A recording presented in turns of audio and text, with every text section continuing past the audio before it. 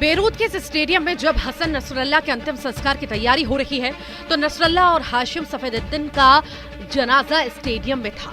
लोग Hezbollah leader की मौत का मातम मना रहे थे। तब अचानक गड़गड़ाहट शुरू हुई और फिर सब चौंक कर आसमान की तरफ देखने लगे।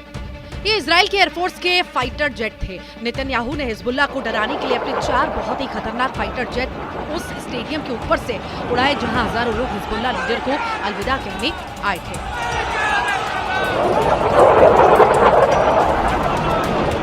4 फाइटर जेट्स में F-15 शामिल थे जिसने गाजा और बैरूत में बेतहाशा बम गिराए। इस फाइटर जेट्स में स्टेल्थ लड़ाकू विमान F-35 भी थे जो रडार पर नजर नहीं आते।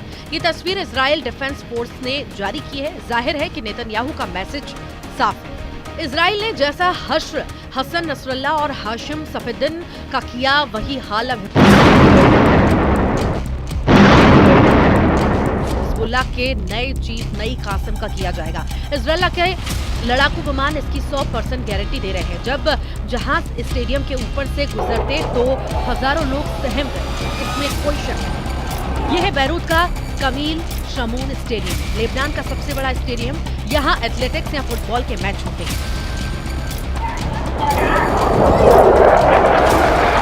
इसकी क्षमता 50,000 लोगों की है और इस वक्त स्टेडियम खचाखच भरा है। साथ में बीच ग्राउंड में भी हजारों लोग मौजूद हैं। ये वो लोग हैं जो या तो हिजबुल्लाह से जुड़े हुए हैं या फिर ये हिजबुल्लाह के समर्थक हैं। ऐसा ही कुछ कहना है बैरूत निवासी जैनब का। उन्होंने कहा है कि वो इमाम हुसैन के रास्ते पर चलते थे। लोगों के लिए उनका संदेश था।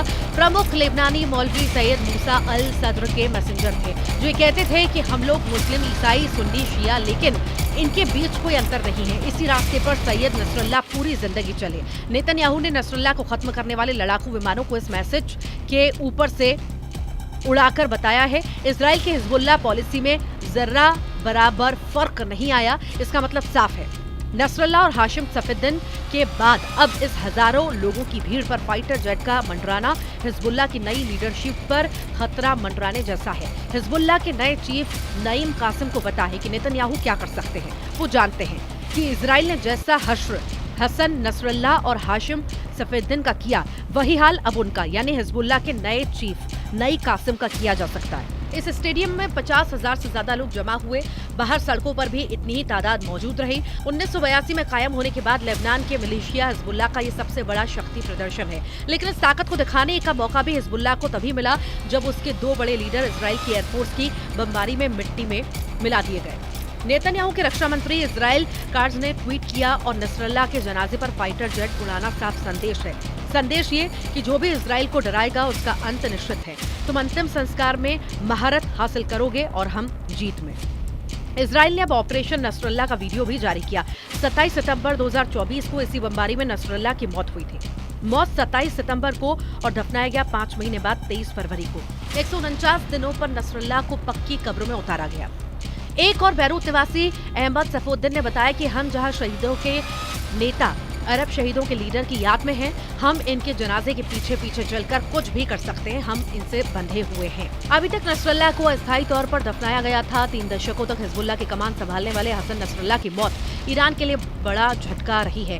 खामेनेई और उनके कमांडर आज भी इजराइल करंट को महसूस कर रहे हैं। लेकिन इस वक्त इजराइल का नया मोर्चा सीरिया में खुलता हुआ नजर आया क्योंकि नेतन्याहू ने सीरिया के नए कमांडर अहमद अल शरा यानी अबू मोहम्मद अल जुलानी को लेकर बहुत खतरनाक वार्निंग जारी की। ये खबर इजराइल मीडिया, अरब और इंटरनेशनल मीडिया में हेडलाइन बनी है। खबर यह है कि नेतन्याहू ने कहा है कि वो अब जुलानी के संगठन HTS यानी कि हत्या तहरीर अल शाम को राजधानी दमिश्क से नीचे बर्दाश्त नहीं करेंगे। नेतन्याहू ने कहा है कि दक्षिण सीरिया यानी कुनैतरा, दारा, स्वेदा में कोई मिलिट्री मौजूद नहीं रहेगी। यानी अब सीरिया फ्रंट एक्टिव हो चुका है। अब नेतन्याहू और जुलानी के बीच सीधी टक्कर दुनिया को चौंका सकती है। इजराइल ने सीरिया में जुलानी के लिए एक बड़ी रेड लाइन खींच दी है जिसको पार करने का मतलब एक और नया युद्ध जिसका नतीजा होगा सीरिया में जुलानी की सत्ता का अंत। इजराइल के पीएम बेन्यामिन नेतन्याहू का भी एक बयान सामने आया। नेतन्याहू ने कहा, हम HTS या नई सीरियाई सेना को दमिश्क के दक्षिण में दाखिले की इजाजत नहीं देंगे।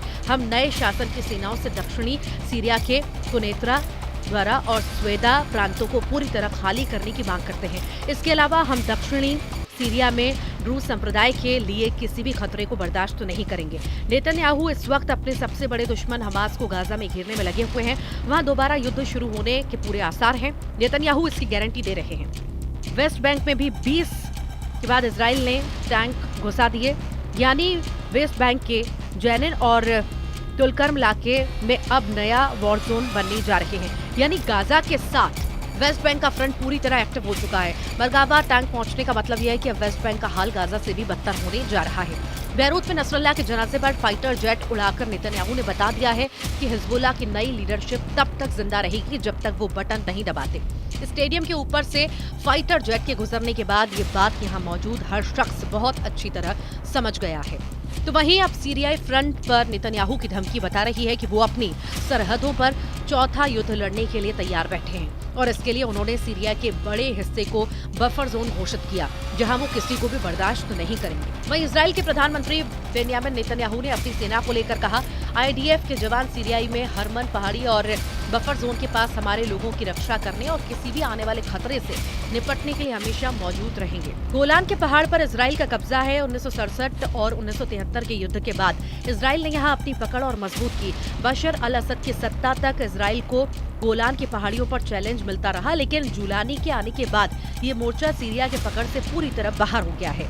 अब गोलान के 2/3 हिस्से पर इजराइल का कब्जा है। अब ये इलाका क्यों बहुत बड़ी बमबारी का वॉर जोन बन सकता है, इसके लिए ईरान से आने वाले सिग्नल को समझना पड़ेगा, क्योंकि सीरिया में अगर कोई इजराइल को सबसे बड़ी टक्कर दे रहा है तो वो जुलानी नहीं बल्कि ईरान है। इधर ईरान के सर्वोच्च नेता अली खामेनेई का कहना है कि हमारी बेशक जीत पक्की है, इन झूठे चक्कर को मत देखो, ध्यान रखो कि ये लोग जो खुद को जीता हुआ समझ रहे हैं, एक दिन ये सीरिया के वफादारों के पैरों तले कुचल दिए जाएंगे। ईरान बता रहा है कि सीरिया का जूता अब जुलानी को कुचलने के लिए तैयार हो चुका है। ईरान बता रहा है कि सीरिया का जूता उसकी जमीन में घुसपैठ करने वाले इजराइल के टैंकों को कुचल देगा। ईरान बता रहा है कि सीरिया में अमेरिका और इजराइल दोनों की खुफिया एजेंसी और उनके एजेंट भी कुचल दिए जाएंगे। सीरिया इस बात का सबूत है कि ईरान का रुख इजराइल को लेकर और सख्त होता जा रहा है और ये ईरान की जरूरत भी है। ईरान किसी कीमत पर नहीं चाहेगा कि सीरिया में इजराइल मजबूत हो। अभी नेतन्याहू सीरिया में जिस बफर जोन की बात कर रहे हैं वो अस्थायी बताया जा रहा है, लेकिन ईरान से लेकर सऊदी अरब तक सब जानते हैं कि ग्रेटर इजराइल भी नेतन्याहू के वॉर कैबिनेट का एक एजेंडा है, जो अगर आगे बढ़ा तो पूरे पश्चिम एशिया में तबाही मच जाएगी।